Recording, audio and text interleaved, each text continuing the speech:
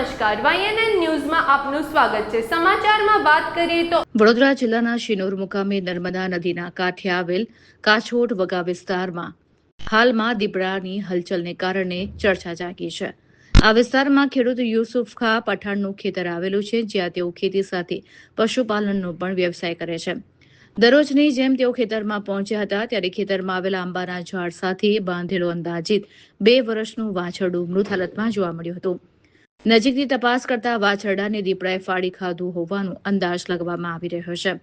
આ ઉપરાંત સ્થળ પરથી દીપડાના પગલાં પણ જોવા મળ્યા હતા, જેને કારણે દીપડાની હાજરીની પુષ્ટિ થઈ છે।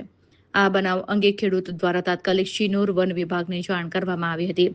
સ્થાનિકોએ વન વિભાગ પાસે તાત્કાલિક પગલાં લેવાની માંગ કરી છે અને દીપડાને પકડવા માટે પાંજરું ગોઠવવાની પણ માંગ ઉઠાવી છે।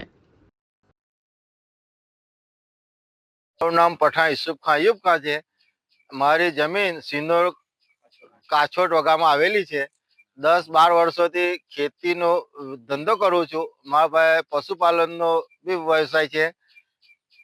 મેં કાલે હાંજુકનો આવીને વાછીરાને બાંધીને ગયો, બળદિયા મરદિયા લઈને વાછીરા 2 આંબા તળે બાંધેલા હતા। સવારે આવીને જોયું ત્યારે વાછીરાનું મૂત્ર મરણ જોયું અને દીપડાના પગલા જોયા। ને મારી ફોરેસ્ટ ખાતા વન વિભાગ વાળાને નમ્ર વિનંતી છે કે એનો પાંજરો વહેલી તકે ગોઠવે ને એનો નિકાલ કરે। Subscribe now and press the bell icon. Never miss an update.